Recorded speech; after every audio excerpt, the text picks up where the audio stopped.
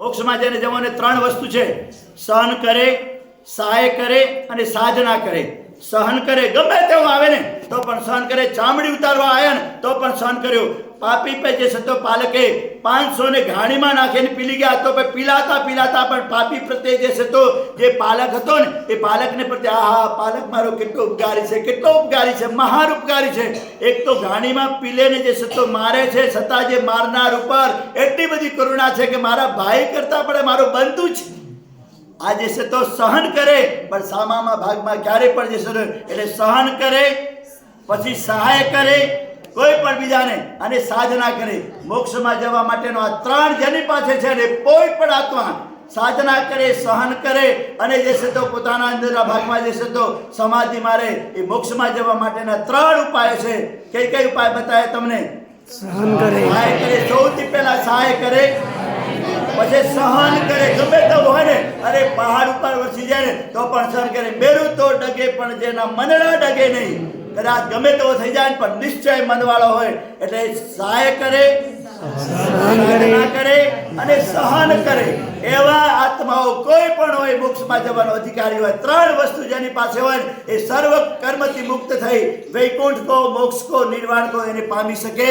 એ પામવા માટેના આ ચીડી છે ને, મોક્ષમાં જવા માટેની આ ત્રણ જે છે તો આ પગથિયા, ત્રણ પગથિયા સર કરે ને મોક્ષ તો તમારી રાહ જુએ છે. મુક્તિ તો છે ને, સુવિહિતા નામ અત્રૈવ મોક્ષ. મોક્ષ તો ત્યાં તો સ્થાન છે, મોક્ષ તો અહીં જ છે. સુવિહિતા નામ અત્રૈવ મોક્ષ. જે સુવિહિત અને સરળ સુંદર જે આત્મા સાધકો છે એને તો મોક્ષ તો સ્થાન ત્યાં છે. કેવળ જ્ઞાન, કેવળ દર્શન બેન મહારાજ ક્યાંથી પ્રાપ્ત થાય?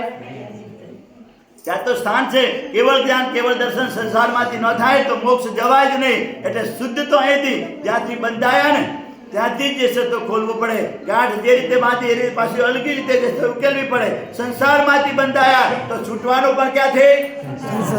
સંસારથી બહાર જઈને તમે જ્યાંથી બંધાયા છો, કર્મથી બંધાયા સંસારમાં, તો છૂટવાનું પણ સંસારમાંથી બંધાયા, સંસારમાંથી જ છૂટવાનું છે. સંસારથી બહાર જઈને કોઈ પણ આત્મા ક્યારે પણ જે છે તો છૂટી શકે નહીં. સંસારથી બંધાયા છે, સંસારથી છૂટી જાય એટલે છૂટ્યા પછી સીધો જે છે તો મોક્ષ.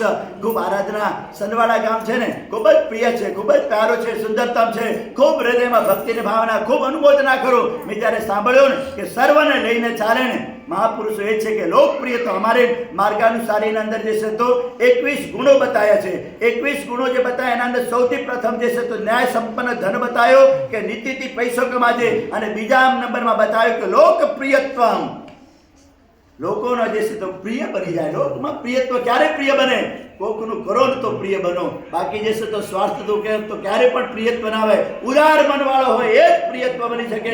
સર્વને વિશાળ જેનું હૃદય હોય, દરિયા દિલ જેનું હોય ને, દરિયો હંમેશા બધાને ગંધવાળ આવે તો પણ સમાવે, ગટરના પાણીને પણ જે સમાવે, નદીઓના નિર્મળ જળને પણ સમાવે, સર્વને સમાવે એવું નામ. એમ દરિયા દિલ, એટલે દરિયા જેવું દિલ એટલે દરિયા બધાને સમાવે.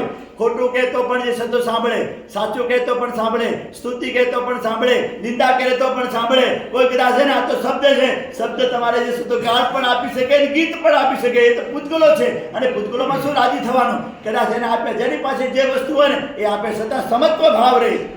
એવી સમત્વ ભાવમાં રહે એ લોકપ્રિયત્વના કાર્યો કરી શકે. અને જે લોકપ્રિય હોય ને એ જીન શાસનની પ્રભાવના કરી શકે. સંકુચિત વિચારધારા અને નિર્લજ્જ માણસ ક્યારે પણ ધર્મને લાયક નહીં. ધર્મને નિર્લજ્જ માણસની લાયક, જેને લજ્જા નહીં, શરમ નહીં, બેશરમ આદમી હોય ને એને જ્ઞાનીએ કીધું છે કે ધર્મને લાયક જ નથી. ધર્મને લાયક છે જેની ભીની ભીની આંખો, નવી આંખ હોય, ભીની આંખ હોય, ભીનાશ હોય, અને હૃદયમાં ખૂબ વિશાળ પ્રેમ હોય. આપણે પ્રકાશભાઈની જેમ હો. હા, મને તમને કોઈને એમ લાગે કે વારે વારે ભાઈ પ્રકાશભાઈના વખાણ કરે? વખાણ નથી કરતો હું. એમના ગુણો જે શબ્દ બોલે છે, એમની એક દ્રષ્ટિ છે. બધાને લે ચાલો ગમે તેવા, એમના પાસે પણ પાછળ આગળ ઉપર છે, નીચે ચારે બાજુ છે, આમ તીર ખેંચીને ઉભા હોય છે. હા, ચારે બાજુ તીરો. વરસાદ છે ને પેલા અર્જુનને જે છે તો કેમ ચારે બાજુ કેમ, પણ અર્જુન જે છે તો બાળાવળી એવા જોરદાર છે કે ગમે તેવા તીર ચારે બાજુ આવે તો તીરને કેમ તોડી નાખું. એ શક્તિ કુદરતી ગુરુદેવો પાસે મળી છે. એટલે બધા કંઈ સારા વખાણ કરેવો નહીં, પણ પ્રકાશભાઈને ગુરુદેવો કીધું હતું કે પ્રકાશ, સારામાં સારા શાસનના કોઈ પણ કામ કરવા છે ને તો સહન કરવું પડશે, સહાય કરવી પડશે. ગમે તેવા શબ્દો ને તો આપણને ગ્રહણ. ઝેર તો પીધા જાણી જાણીને. હા, ક્યારેક ક્યારેક ઝેર પીવું પડે, જાણી જાણીને પણ પીવું પડે. તો એ જાણી જાણીને ઝેર પીનાર જો કોઈ હોય તો આ પ્રકાશભાઈ સાહેબ